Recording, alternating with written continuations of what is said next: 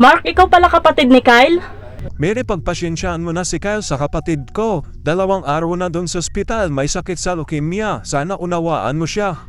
Kawawa naman mahal ko si Kyle, pero naintindihan ko na sa sitwasyon niya. Pero Mark, pasyensya na ah.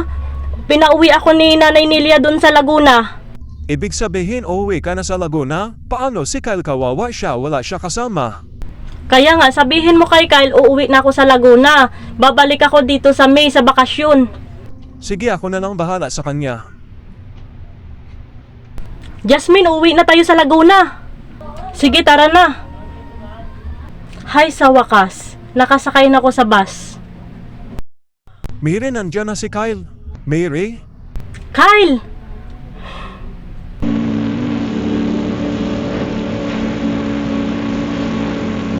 Ay! Panaginip lang pala? Akala ko totoo.